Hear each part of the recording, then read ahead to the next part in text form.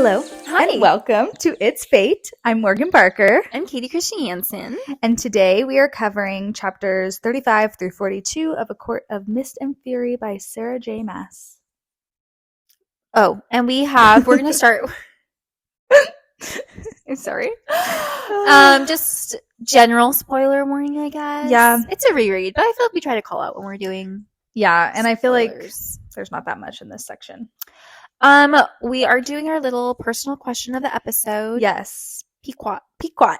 I love it. Okay, so are there any new tropes or genres you discovered that you've loved this year? I think I've rediscovered how much I love fantasy, or like, Same. Not high fantasy, but medium fantasy. I don't know what this is. I don't know what it is either. And I've kind of just rediscovered reading, my love for reading in general this year and last year. Let's see. What do I love? I love an enemies to lovers. I mean, who doesn't? You know what's funny though is like in real life, I would hate that. Oh my gosh, are you kidding me? The way some of them treat each other. Yes. Like, I don't know if I could. You read The Hating Game, right?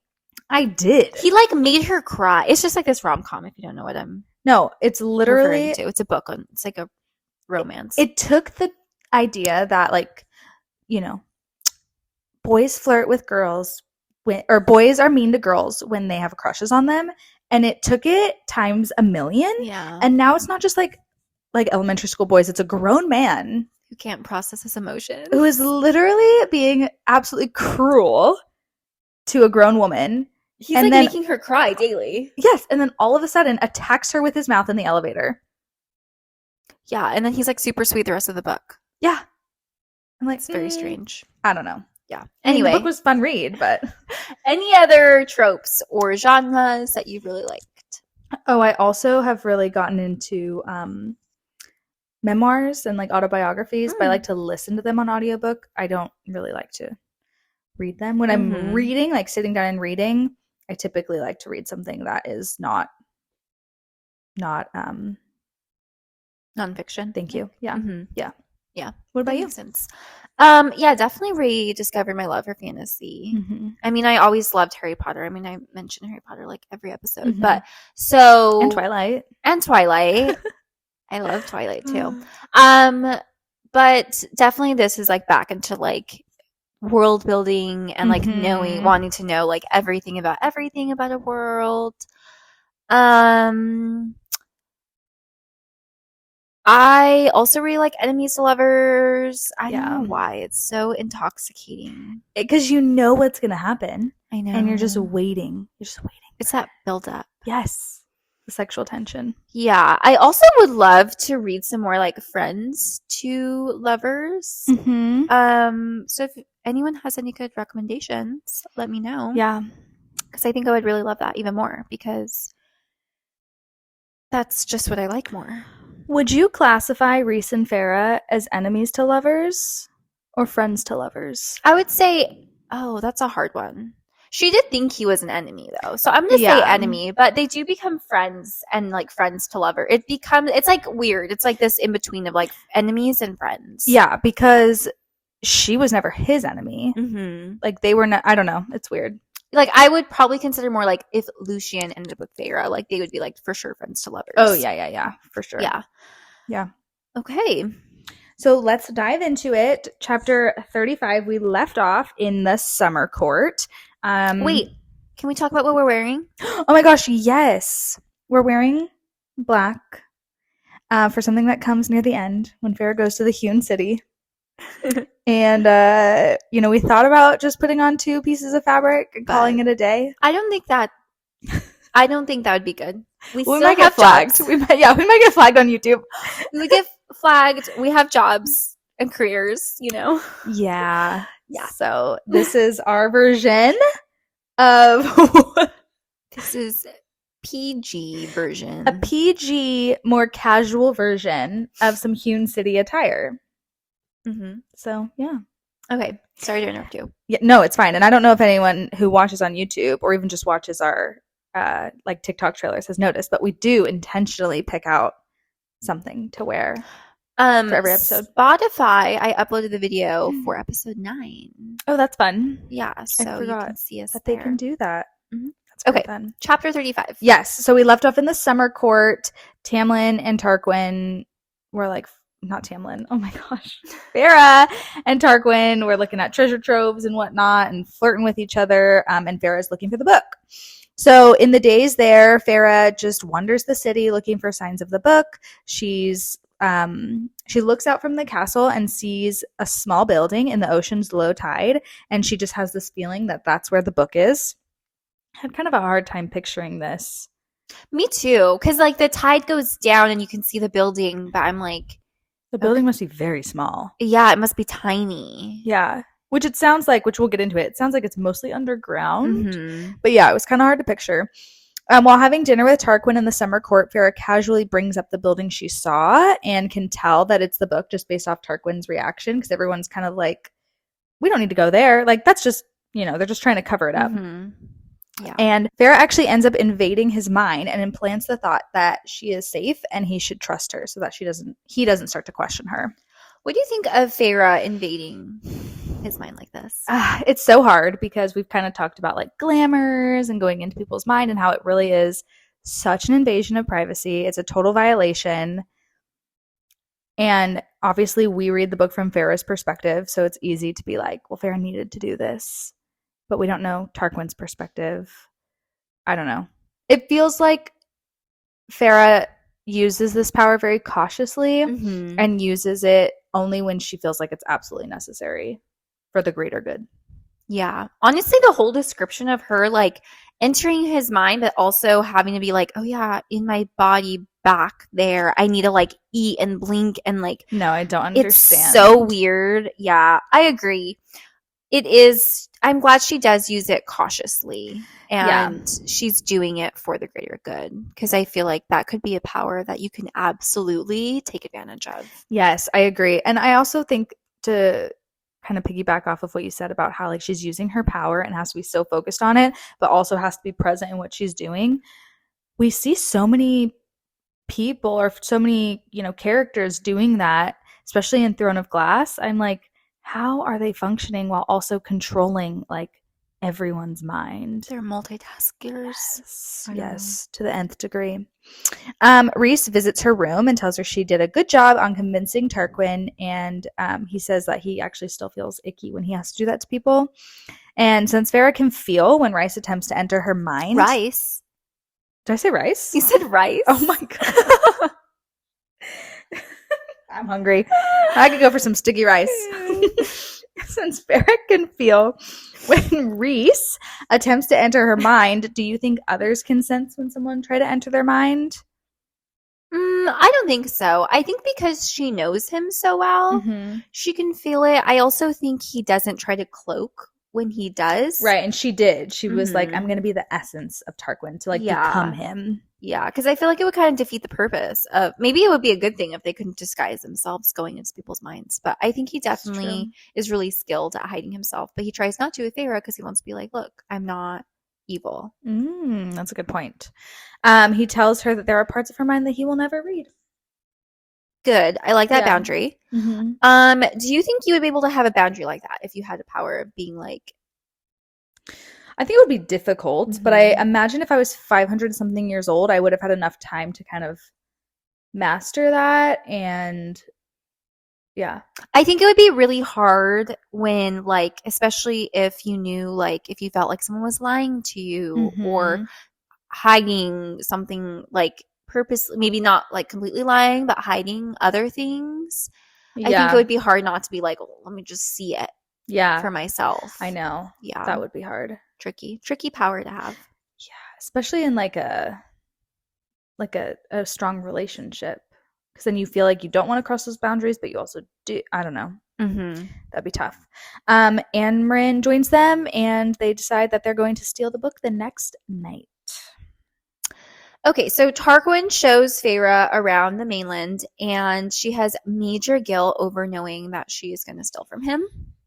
So Farrah mentions that Tarquin may have his own motives for wanting to keep the book for himself. I'm like, duh, Feyre. Yeah. Duh. The Night Court has a history of being evil, and they just escaped slavery under Amarantha. Of course, he's still cautious. I feel like this is something so obvious. Well, and Tarquin definitely wants to create an alliance with Rhys and wants to be his friend, but that doesn't mean they have like this lengthy history of trust and friendship. Like this would be the beginning of something like that. Do you think you could play this role and steal from someone like Tarquin? No. I know. I'm a horrible liar. This is something I actually talk about with my husband. I get it from my dad. You can look at my eye, and there's something about the way I look. Like, even if I'm completely serious. Lie to me. I can't. I'm like, okay, I'll try and like, I'm going to trick you, and I will tell you a lie. Okay, do 2 truths and a lie. Go. I hate this game. Me too. Okay. I can't do this. See, like, I'm not even good at thinking of lies on the spot. Like, I'm like, it like pressures me. I am good at lying though if I'm like, if it's going to like for example, like if I'm like, this is not anyone's business, like I can just like, I don't deflect. Yeah, that's not a lie to me, but like for it to be like me deliberately lying, I'm really bad at it. What about like keeping a secret?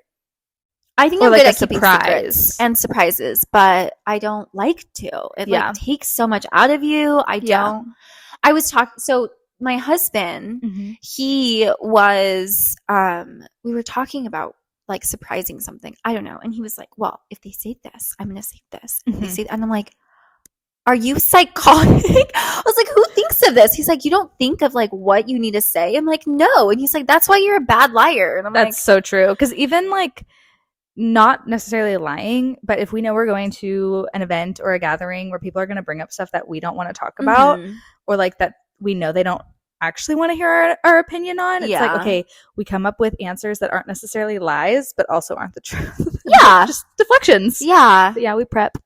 Yeah, prepping helps. Prep before you lie. Yes. Oh, man. So, okay, Rhys drops off Amren and Feyre, and they find the entrance, and Feyre shifts and becomes Tarquin to open the door.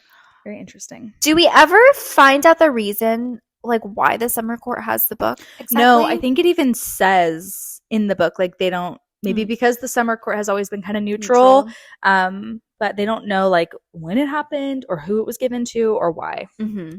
I don't think I fully registered during the first read that she actually shifts into Tarquin. Like she's not just becoming him mentally or his essence. Like she literally describes her hand changing into a male hand. And I was like, oh my gosh, she can literally shift, which we learn in Throne of Glass series. There are a couple shifters, and we learn that they like can literally shift into anything. But in this series, shifting has always been like, you know, adding an animalistic feature to you or something like that. We've never really seen this, and I don't think we do again.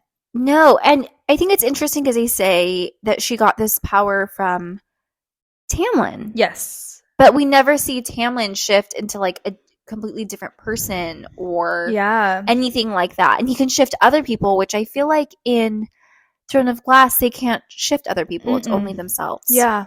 Really interesting. And I think Tamlin can only do that because he's High Lord too. Okay. Yeah. Okay, so throughout this journey of them being in this little area, she keeps mentioning a Fey light that seems to guide them.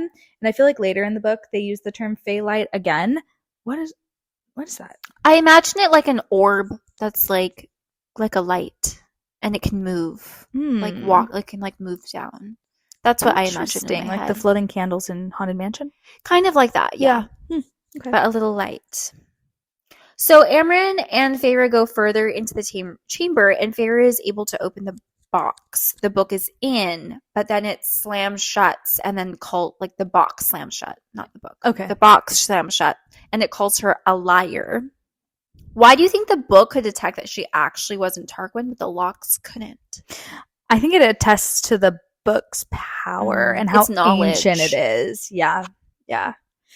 Creepy. Chapter 37, Feyre shoves the book into her clothes, and she and Amren almost drown from water filling the chamber. And Amren is able to open one door with her power, and Feyre describes it like, so Amren puts her hand on the wall, and Farah describes it as like swirls and whirls radiating around her palm as if it's a language of her own, of its own. Word marks, maybe? I didn't even like catch this. You're so right. They probably are word marks. The more I read Throne of Glass, and like I said, I have 40 pages. I think I said this on the last episode. I have 40 pages left in Kingdom of Ash. I'm almost done. And the more I read it and learn about like the gods, I feel like Amren is one of those gods in some way. Or like something, I don't know, like she fell through the world. I don't know. Yeah. Very interesting. Weird. Yeah. They get locked in the chamber and are clawing at the door when water wraiths come to save them. These are the same water wraiths, or they're related to the one that Farah gave her jewels to in the Spring Court. And this is just another example of karma, or whatever you want to call it, you know, like what goes around comes around. And this is a major theme in all SJM books, and we see it here with Farah again, and we see it with a lot of the lead characters in these novels, where they have these acts of kindness that others may not typically have, and it comes around to help them in the long run. She's definitely teaching us, be nice. Yeah. Be nice. Rhys can tell they set off alarms and winnows them back to the Night Court ASAP. So Amren mentions that the lead doors nullified her powers, and I thought it was interesting that in this world, it's lead, that's the metal that nullifies power, but it's in Throne of Glass, it's iron. Yeah. And I'm like, is that a mistake? Did you mean iron doors? Sarah, did you mean to write iron? Let us know. Yeah, just weird. Yeah, I agree. Farah unlocks the book now that they're back in the Night Court, and it calls her a curse breaker, and we get more of the light calls to light. We get more information on what the Book of Breathings is. So it's not like a traditional book. It's made of dark metal plates that are bound together on 3 rings, one of gold, silver, and bronze. Written in the language not of this world, they call it the Holy Tongue. Let's see if I can say this. Lashon Hokadesh. Does that sound right? Yeah. Okay. Is the official name of the language and is a Jewish term that is thought to be derived from the Hebrew language or a mix of Hebrew and Aramaic. Religious texts were written in this language during the medieval Hebrew era. So that's like our history, not their history. But Amren can read this language. The book was believed to be written by mighty beings who feared the power of the cauldron and wrote the book to combat its power. And the mighty beings were once in this world, but vanished. Yeah, something I noticed is that in ACOTAR, the world typically pulls from a lot of Irish or Welsh mythology. In Crescent City, it pulls from a lot of biblical Judeo-Christian beliefs. I feel like this is a huge hint that the mighty beings from Crescent City were once in Prythian, because they have these like little like remnants of them. Yes, I really think that the Asteria are somehow connected. Absolutely. To this. Yeah. Absolutely, yeah. Rhys also believes that the book could possibly help Amren get home, since it's in like her kind of native language, even though she doesn't really remember all of it. And Rhys and Farah just have another cute moment where they mind speak through the bond. Adorbs. Love it. So in chapter 38, Farah finds Rhys-Ann really upset on the rooftop patio. It's really hard for me just like thinking of like how she's describing like the architecture. I'm like, I didn't even like, it's really hard for me to imagine the layout of these places because they're so big. I feel the same way. We were talking before this episode about like a battle scene in Kingdom of Ash, and how I literally pictured the wall that they're all battling on to be like a Lego size. And then I realized, oh, it literally is a wall surrounding the city. But how do you picture that in your brain but still see all the specifics? It's hard. It's hard. So Rhys received 3 blood rubies from the Summer Court, which basically means that they're coming for them because they stole the book. He's really upset, and he blames himself for not being smarter about being caught. He mentions that he hasn't told Amren about the blood rubies because he says she would destroy Adrietta. I know we're supposed to find Amren really scary, but at this point, I just really don't. I do not either. I'm like, why would I be scared of her? I just don't get it. Yeah. I really don't get it. Other than the fact that she drinks blood, which is a little off-putting. There's not much I could probably get over that. I could too. I imagine, like at first though, it would be like, oh, Yeah. Are you going to drink My my blood? blood? Yeah. Reese is totally brooding here. Mm-hmm. But I do think it's nice that he can admit that he made a mistake. I actually think that's really Yeah. huge. Yeah. Yeah. Even though I know he's kind of taking on too much guilt and really, what's the word I'm looking for? Like, he's not giving himself any grace, but it is good that he's admitting that he may have done something wrong. Yeah.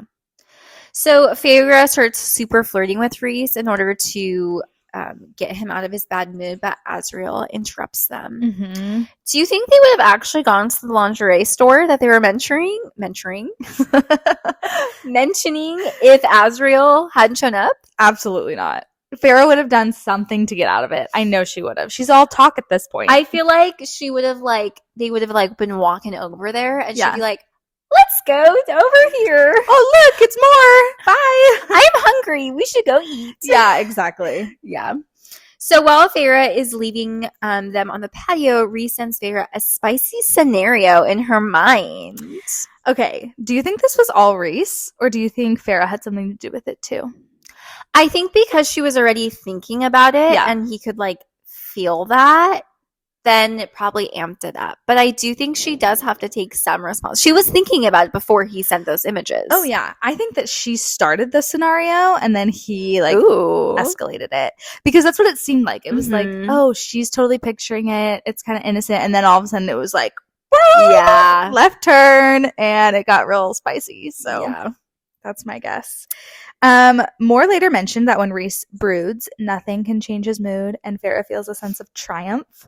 And I just think this is cute and just further shows the connection they're beginning to have. Even just her little triumph of I did that. I took care of him.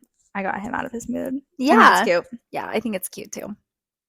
So that night, Farrah wakes up to night surrounding her, darkness surrounding her, and finds that Reese had a bad dream. So she goes to his room, and when she's trying to wake him up, he pins her neck down with a talon hand. Okay, first of all, scary. Second of all, I'm so confused as to where the talons are coming from. His fingernails? I think so. I think if you think of a bird, it almost is like a fingernail. It's gross, though. I know. I don't like it. If you want to tell us what you picture, you can email us. It's fatepod@gmail.com. Shoot us an email, please. Or message us on Instagram @itsfatepod. Yeah. Okay, she finally gets him to wake up and realizes that he's a butt-ass naked. He is wearing no clothes. And that he tells her that he has nightmares as often as she does, which were almost nightly. Yeah. Yeah, which is really sad. Feyre notices that Reese's body is covered in tattoos, including twin tattoos on his knees of 3 mountain peaks with 3 stars. Yes, and we learn more about those later, but it's interesting that she's kind of in awe of them. She's very interested. Those are the only ones we've really know. Yeah. Have good descriptions. Yeah. So Reese tells her that his nightmare was about something that had happened under the mountain and that it's just too awful to talk about. Before you mentioned how you like how Aelin and Rowan from Throne of Glass, you like them together more because they're both broken. Reese is definitely in a bad place, but I don't think we ever really get to see exactly how bad of a place he's in. Yeah. Just because he never really shows it at this point. Yeah. And I also think at this time, he has a chosen family that really helps support him, unlike Rowan, who didn't really have. I mean, he had his whatever they're called. Cadre. Yeah.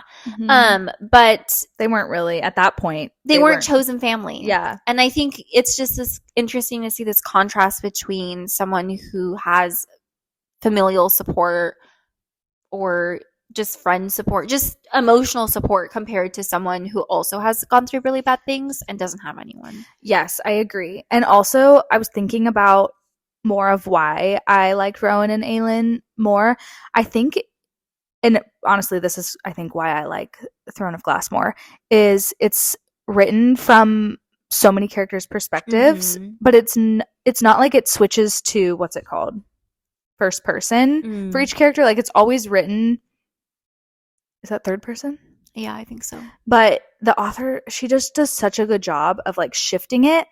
And so we get to see that brokenness of Rowan. We get to hear his thoughts of like why Aelin means so much to him.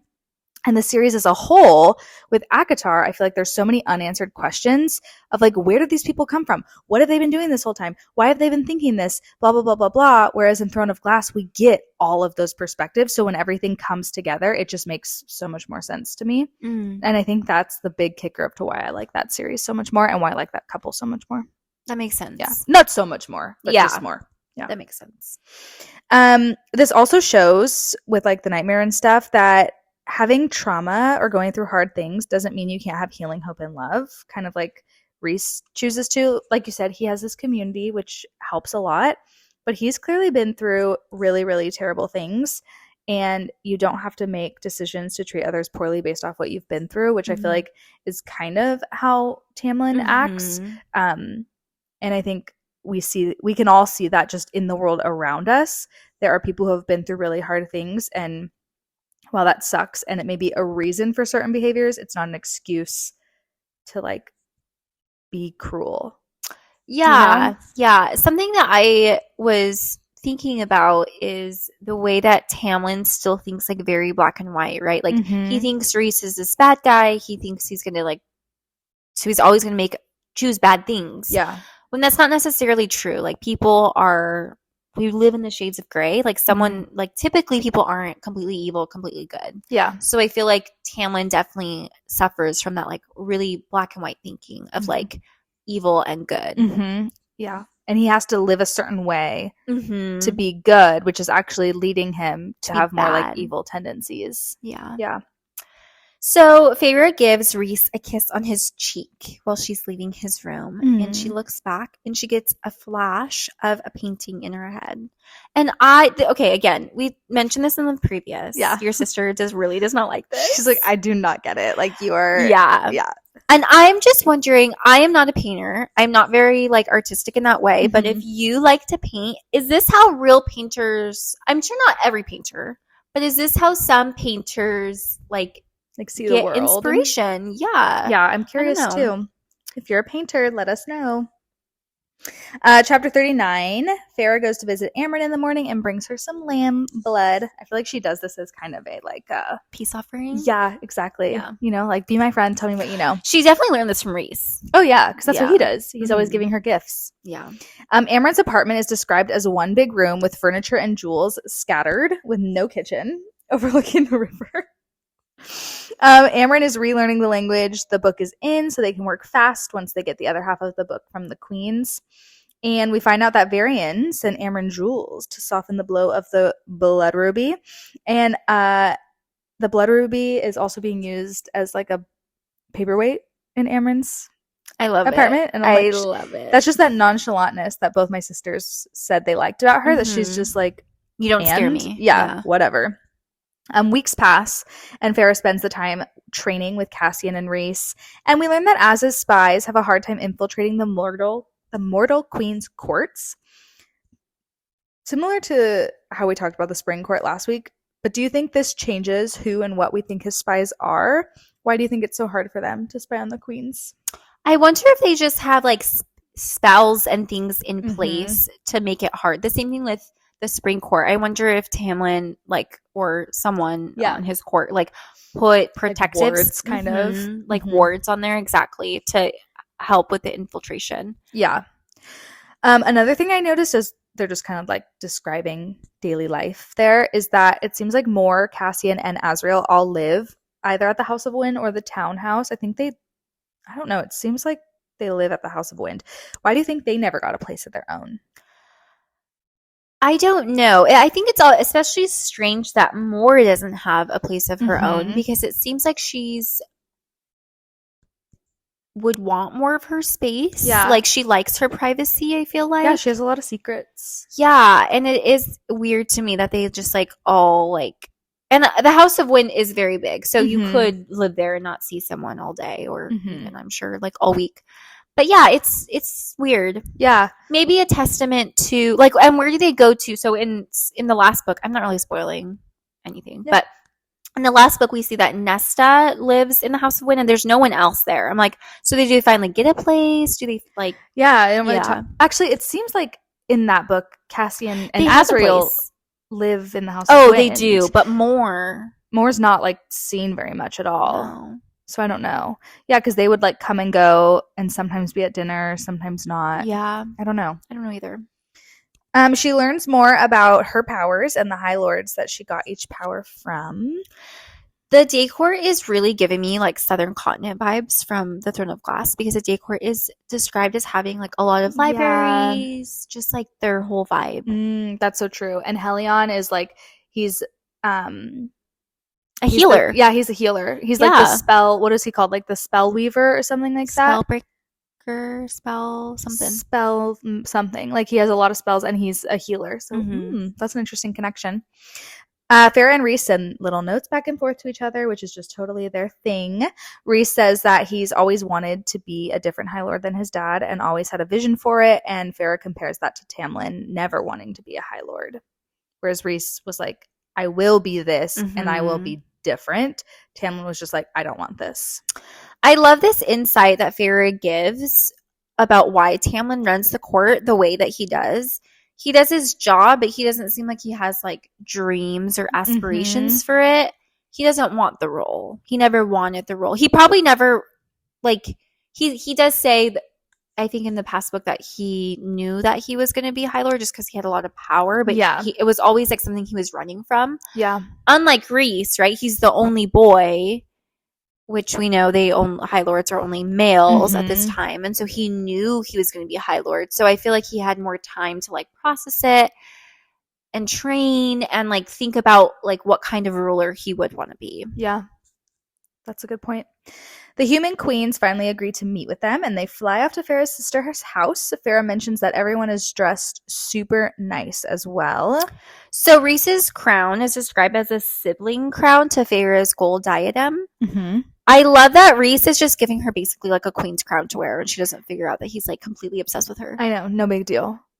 Also, a couple episodes ago, I was like, Farrah's wearing a daze. Isn't that a throne? No, she was wearing a diadem, not a daze. They're very similar words. Yeah. Yeah. That's hilarious. She's just wearing a huge thing on her head of like a huge altar. You didn't catch it either. You were like, I didn't. Yeah. Anything you say, I'm like, Thank you. Wow. I have so much power. Oh, man. The queens winnow into the room. Where do you think they got the power to winnow? I think they were gifted it, right? From the face. I think they mentioned Maybe they did say that. I think they were gifted. It's interesting to me about like why they would pick winnowing. Like why they would give like winnowing. And how does that even work? How do you give a power away? I have no idea. It's very interesting. That's another thing. It's like there's so many unanswered questions about the mortal queens. Like who are they? Where's this history? We need a prequel. We need a prequel. We do need a prequel. We do. I think that would help clear up a lot of things. Yeah. Even if it was just one like thick book, like Silver Flames. Yeah. Yeah. Okay, so we meet the mortal queens. So the oldest was dark-skinned and wrinkly with sharp, cold eyes. Creepy. There are two middle-aged ones that were they seem to be the opposite, but they seem to like move together as one and respond to each other's movements and kind of like what they were saying. Ooh, like Noella and Ceridwen? Yeah, I think so. So these two like middle-aged ones, they are described as both having iron rings, and Farrah wonders if that's one of their connections between them. Interesting. And I wonder if this is actually significant in any way. It's also kind of creepy. I'm like, are they being controlled? Because we've seen rings in other series being used as control. Ooh, very interesting. I don't know. We'll probably never know. I know, seriously. And then there are two younger queens. So one is a few years older than Farrah with black hair and seems to be very cunning. And then the other one is the most beautiful, and she was described as a lion in human flesh, which is I love that description. Me too. And then they claim that the last queen is unwell and could not make the journey. Suspicious. It is suspicious. So sus. Farrah says that the queens don't seem to care about beauty and age, and I thought this was interesting because this proves to be completely wrong later in the book. It's kind of weird because I feel like Farrah's pretty good at reading people, and like here she is completely like totally off. Yeah. Maybe she thought it just because there's such a range of age and beauty between them, but I don't know. Yeah, and maybe later in the book, maybe it's not necessarily beauty, but just the immortality part. And power. Yeah. Yeah, that's true. Mm-hmm. Aren't there queens? This reminds me of something else. It's like tickling my brain about there's something else. Ooh, the witch queen. The clans. Oh, yeah? That's what this reminds me of. Because, right, there's always an old one. This isn't Throne of Glass, Oh, sorry. yes. The old one. The young one. And the middle-aged one. And the middle-aged one. That kind of what, it's giving me those vibes. Which is supposed to represent that three-faced goddess. Mm-hmm. Interesting. So when Mor is introduced, the queens know who she is based on legend, and they seem to be in awe/fear of her. Mm-hmm. The queens tell them that they don't really care about the humans on the Prithian Islands. I don't know what the sliver of land is called. It doesn't really have a name. That's how insignificant it is. Yeah, it's so small. Yeah, the queens don't care about the humans there because they feel like they have the continent to protect. And I also think it's interesting that sometimes SJM like doesn't always name the continent. So like in Throne of Glass, we have just like the southern continent. Yeah. Or in like here we have the continent. Just the continent. Yeah. No name. That's interesting. Feyre begs them, but they still say, too bad. They're not helping. And the Fae of Prithian should be the ones to protect them. So the queens say that they don't believe the evil High Lord of the Night Court actually wants peace. Do you think if they knew the truth about Rhys, they would actually be willing to help? Or do you think they would come up with some other excuse? I think they would for sure come up with another excuse. I think at this point their mind is set. And they have other offers on the table. Yeah. And I think they hate the Fae. They hate the Fae, even though the Fae has clearly given them gifts. I don't know. It's weird. It is weird.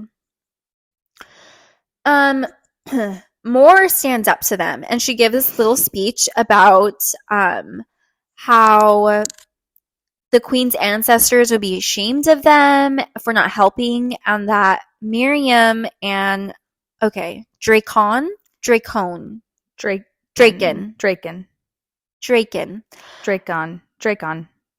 I say Dracon in my head. Dracone. Probably. Okay. I don't know. Whatever. So Miriam and Dracon from the war 500 years ago actually live on a protected island with both human and Fae living peacefully. Mm-hmm. Mor says that her power is truth.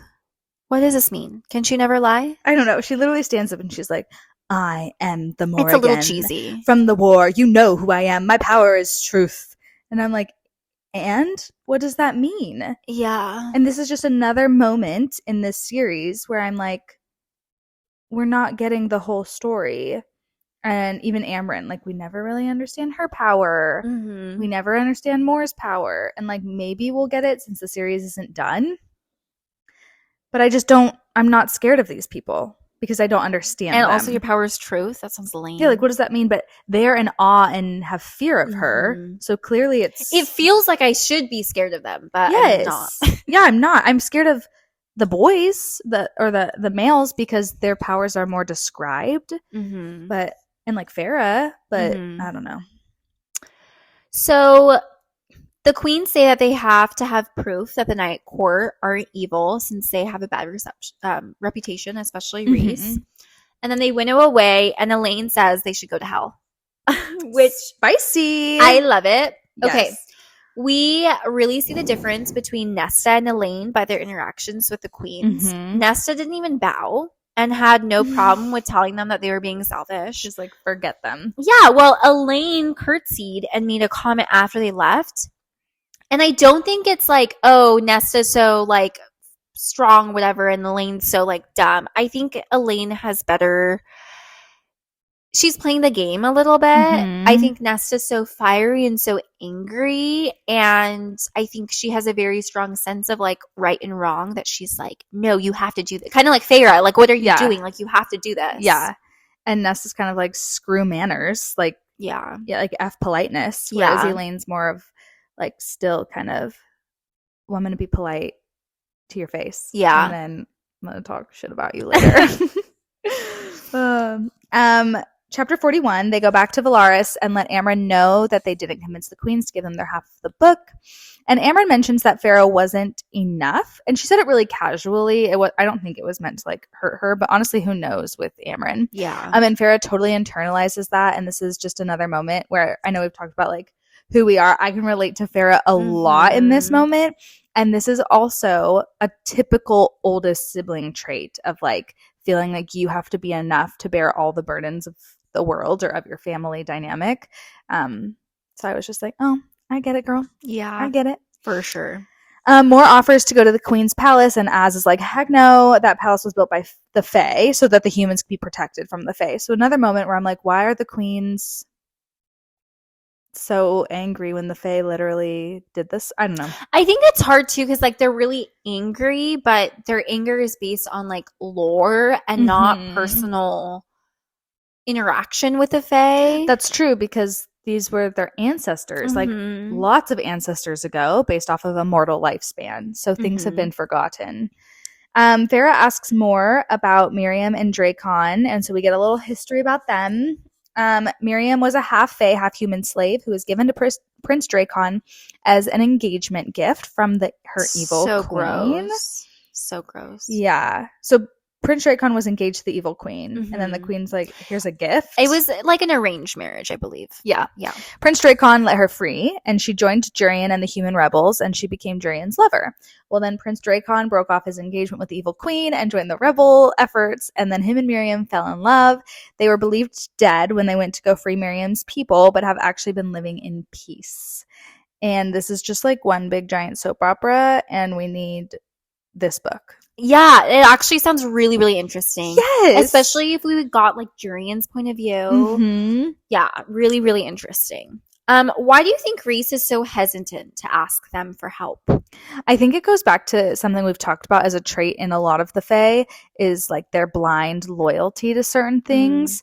And whether it's good or bad, like they just choose, like he will not do that because he had promised to leave them alone once 500 years ago or whatever it was, and he won't go back on that.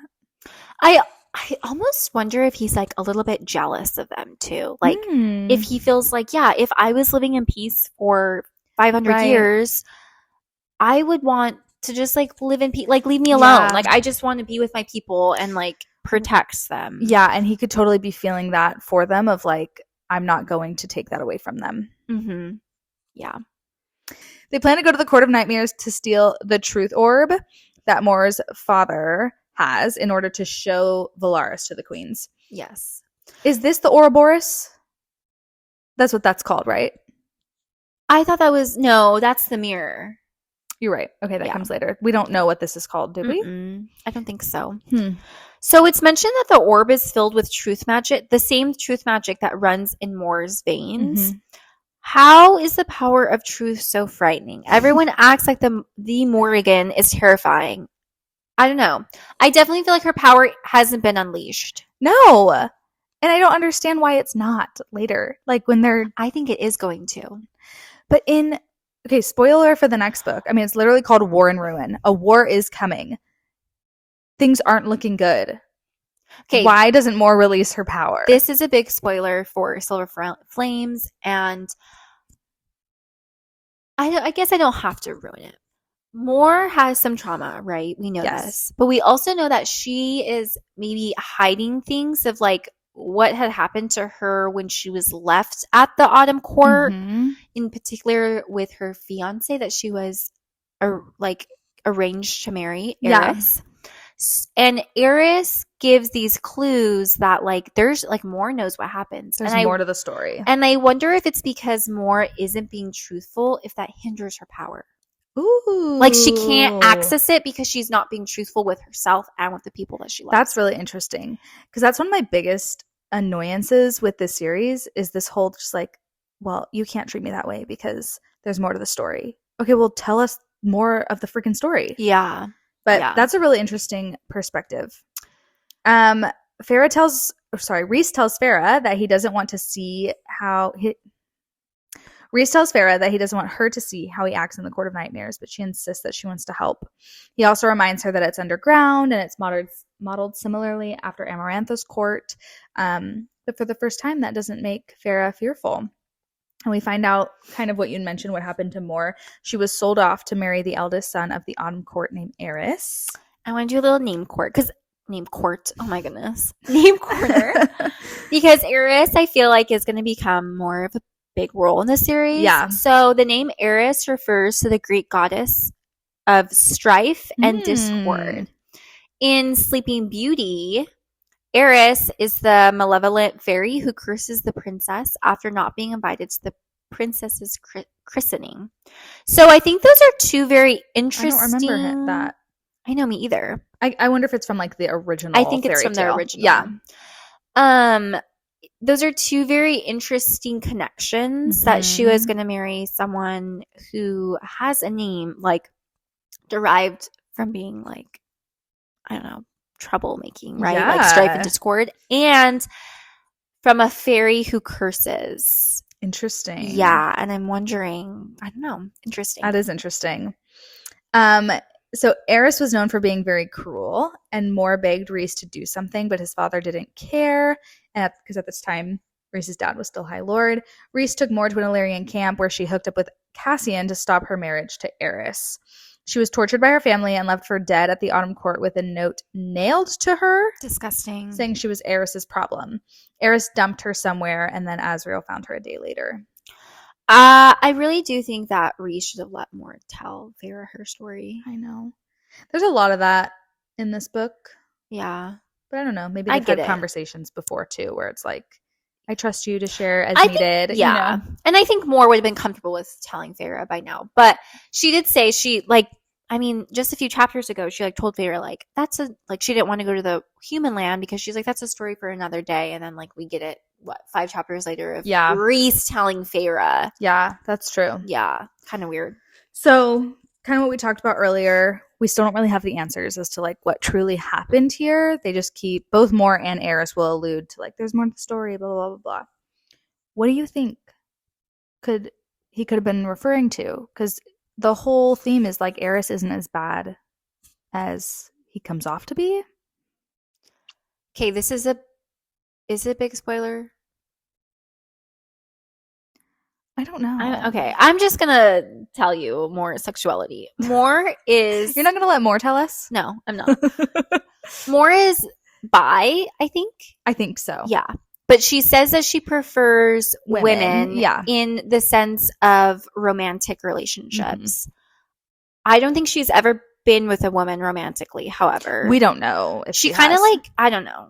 I remember getting the hint and the sense that women were scary to her. She's very confident with men, but women, which I totally get. Women are not like men. Yeah. But part of me wonders if Eris knew that she would prefer a woman and was kind of I don't want to marry you. I don't know if this is his way of almost rebelling too, because he was also in an arranged marriage. Who knows his feelings on it? I don't know. What are you thinking? I was thinking more of maybe other people in the Autumn Court or other Fae in the Autumn Court. His dad maybe wanted to do really terrible things to Moore. And although it looks like Eris just dumped her somewhere, that maybe that was him protecting her from those things. I don't know. And I wonder if maybe he gave Azriel a little, maybe clue. He gave clues to help. I don't know. Yeah. I'm very curious though. Yeah. So chapter 42, Reese is holding Farah as they fly to the Court of Nightmares, and Farah is just flirting it up with Reese. Flirting it up. And this is where we learn that Az has the biggest wingspan and that wings are very sensitive. Oh my goodness. Okay, I think this is a really interesting choice though, to have them being really sensitive, because I feel like they'd be hitting things all the time. I feel like my arm. How many times do I hit my arm or my back or right. My understanding that if wings are coming off of your back, right? It's kind of that apex portion where it hits their back, and like the little section afterwards, that's the sensitive part. Like if, almost like if it were your shoulder and I were to stroke like right along your neck right here, which is kind of true. Like the neck is kind of sensitive. I'm talking really far from my mic. The neck is kind of sensitive. That's where I imagine the sensitivity to be. Okay, I was thinking in my mind, I always was like, okay, that's weird. That's like sensitive. Yeah. So I was like, oh, maybe just the inside are sensitive and like the outside isn't. That could be it too. I don't know. They start getting attacked by ash arrows while they're flying. And Feyre says her and Azriel will track the hunters on the ground, and Rhys and Cassian will search for them in the skies. Yeah, it seems like this is all of a sudden a little mini battle. Yeah. But it just kind of felt random to me. And Rhys is like, foot soldiers to the mountains, these people here. And I'm like, what if it was just like one guy? Yeah. I don't know. It felt really random. It did feel really random. I almost feel like there was more and they probably like had to edit it out. I know. Because I'm like, wait a minute. Did I skip a page? Like, are they still flying to the hewn city? I couldn't remember. It was that I am also realizing, I mean, in this section of alone, we've covered like the rest of the summer court, going to the mortal realm. Now we're going to talk about stealing the orb. Things are just happening really quickly now. Yeah, they are. So they couldn't find who their attackers were. I think that's another random thing. It's like they were like, okay, we got attacked, and they were like, an hour later, we still couldn't find anyone. So now we're just back to where we were. Like, why did we need that? Yeah, we didn't. And so Mor takes Feyre into the Court of Nightmares. Just the two of them. Why do you think they dressed Feyre in a similar outfit to the ones that she wore for Rhys under the mountain? I think it's because they're trying to continue that narrative of like her being, I think he kind of mentions, or one of them mentions it, of her being like Rhys's plaything and just like this kind of sex object that doesn't really have a purpose other than entertaining him. I think it's hard for me to maybe see it that way because I obviously like have the full like background story that like the people in wherever, right? The summer court, whatever, the Court of Nightmares, they don't know this side of Rhys. But I'm also like, if I would hope that if I was a person who saw this girl who like sacrificed her everything for like the love of her life, and that like now she's not with him, but there's also, I think there's like rumors that Tamlin was being really like horrible to her, so I'm like, they didn't have to do it this way. Like I feel like most people would have some common sense of being like, she probably is not this like plaything of Rhys's, right? Unless they think that he is maybe controlling her mind or something. True. I don't know, but I don't it's love interesting. I don't love this whole thing. Just like we talked about last episode, I don't really love the whole like I gotta pretend to be this asshole guy in the hewn city when that's really not who I am. Like, well, why? Like, you're the one choosing to act that way. Nobody's forcing you. Yeah. So everyone has to play a different role of the Court of Nightmares and has to act like these vicious leaders the world thinks they are. Yeah, which we kind of talked about. We were talking about that. It's just like, why? So silly. Yeah. Rhys and Feyre rub all over each other as a distraction to Mor's dad while Azriel steals the orb from him. Okay. Rereading, the first time I read it, I don't think I was fully processing what was happening. And then reading it again, I processed it more. But I was also like, what? I feel like this was unnecessary. Like, the idea here is that she needs to act as the High Lord's plaything, like she was under the mountain, to distract Keir, Mor's dad, in order to steal the orb. The hope is that Keir will feel the need to assess the level of threat Feyre possesses. I feel like he could have just brought her in as anybody, and he still would have been like, who is that? Like, yeah. And also, Rhys is so powerful. Why couldn't he have just talked to him? It's also weird, too, that, like, there's that one part where, like, Rhys is, like, holding Keir, like, hostage, like, making him watch them, like, rub each other. And I didn't realize he was making him watch. Yes, he was, like, holding it. And I'm pretty sure, like, Rhys had him, like, just stand there watching them. Wouldn't that be suspicious to Kier? No, because he thinks that Reese is just like weird and gross and like wants to torture him, but it's very weird.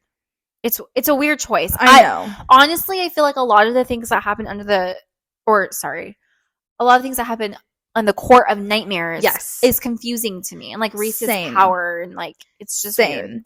I also thought it was interesting that the Court of Nightmares is known for being like super deviant and like sexual immorality and like all these different things, but then this is what is so disturbing to Kier. Whereas like Farrah also says the music started and everyone's grinding up on each other. Yeah. And I'm like, well then what? I don't know. That is inconsistent. Yeah, didn't love it. So Moore's father calls Farrah a whore while she's like walking away, and Reese breaks his arm and hand in multiple places until he apologizes. And says that he can't see a healer. Yeah, crazy. Mm-hmm.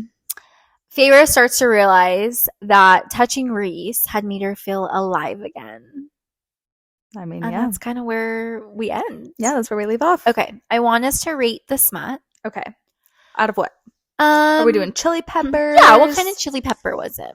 I'm going to be honest. The first time I read this, very hot to me. Yeah, the second time I was more disturbed. Yeah, the second time I was honestly really disappointed. Same. I was like, wait, I thought I really liked it. Well, and I was like, I just feel, it feels wrong. Even though Farrah consented to it, kind of, it just felt weird. It did feel really weird. I would say it's like, I don't know, a banana pepper. What are the ones that are like a little bit spicy? I was thinking like out of 5 chili peppers. No, because last time we changed the pepper. Oh, we did? Okay, let me think. Like, yeah, what are the peppers then? We have banana peppers, which are not spicy to me. They're more sour. What's the like spicier one I'm thinking about? You don't know. I don't. You can't read my mind. Okay, what about hot sauces? Okay. Can we do hot sauces? Yeah. So we have like mild salsa.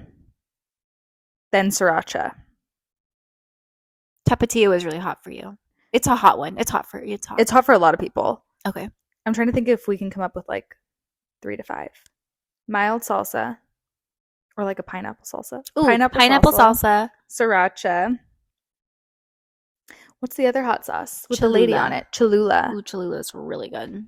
That's not as spicy as Tapatio, is it? I don't think so. Cholula and then Tapatio? Or do we want to put like a third one? Or a fifth one in there? Fifth one could be like something really spicy. Yeah. Like the ghost pepper. Yeah. This to me was probably, I would say this is sriracha to me. Yeah.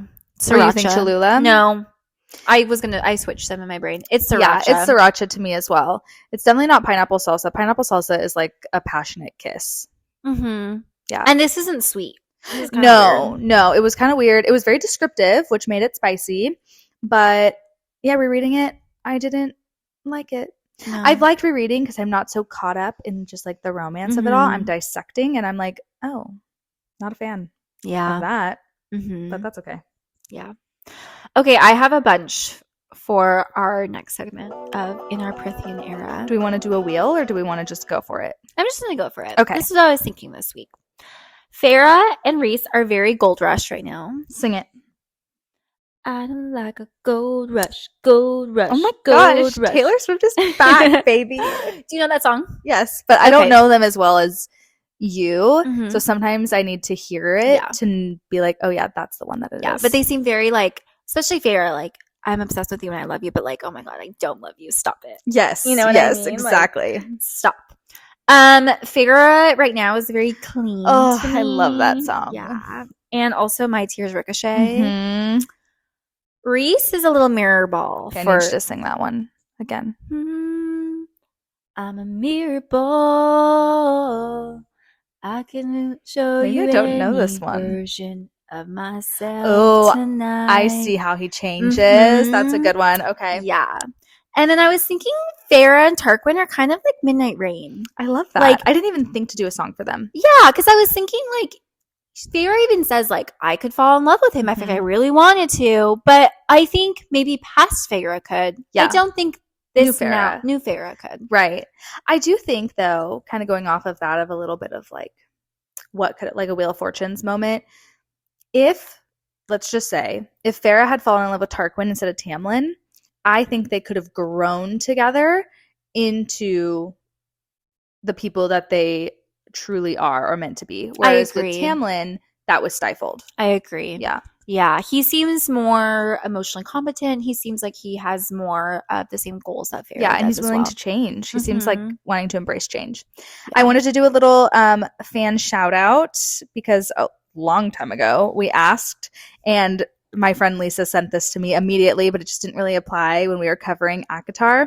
So my friend Lisa had in our Prithian era for Tamlin and Farrah, really Farrah at Tamlin, we are never getting back together. I love it. Because we are never, ever getting back together. That's what she should have wrote. She should have wrote that song in her note to him that we talked about last episode. She could have painted a picture for him and been like, this is me leaving you. This is me leaving. Instead of just being like, I'm never coming back. Bye. Don't come for me. Yeah. Like, okay. All right. Do you want to do a prediction? Sure. Yeah. Okay. What are we predicting? Is Eris actually evil? Which we kind of discussed. Yeah. I don't think that he's actually evil. I think he's a gray character. Mm-hmm. I think he may fall maybe on the shades of darker gray sometimes. However, I do think that he's going to play a key role, and I think he's going to make some good decisions. Yeah, I think that he's playing the game, like Reese. Have you heard of people it's like a fun fan theory of like evil Rhysand? No. Yeah, people that he's actually I have evil. Heard this. Yeah. So anyway, that just reminded me of that. I mean, anything's possible. I doubt it. Me too. He's too good at being like good. That. Yeah, Same. And SJM is not like that. Yeah, like maybe in another series, another author, but not her. I actually think that after the third book, Farrah and Reese's story is, even though they're like in subsequent books, I think them being the main storyline is done. I think so too. So I don't think we're going to get any major plot twists with them. No. At this point. People also think Moore is going to be evil and like actually is betraying them, and that's why she's being so weird in Silver Flames. Ooh. I can't even remember what she does in Silver Flames. Remember I don't know. I can't remember either. I'm like, was she even in that book? I'm so focused on Nesta and Cassian and the other females in that book. Yeah, she kind of doesn't play a big role, but she we do find out like who she's like romantically interested in. Yeah. We also don't get a lot about like, because remember she was like on the continent, and then she like came back. Yeah. Anyway, she's kind of like sus of Nesta. Mm-hmm. Not a huge fan, but she's very protective of Cassian. Well, yeah. Yeah. Okay. Well, next week we are most likely going to cover. No, we definitely are covering chapters 43 through 48, and then if we can manage to read it all and make it concise, we'll only have a couple more episodes after that of this book. Crazy. So crazy. We should definitely have Dana on maybe in like the last one. We can do a little fan cast again for like. Yeah, we might have to split that episode up into 2 so that we could do that. That'd be fun. Okay, well, thanks for tuning in, and we'll see you next week. Okay, bye. Bye.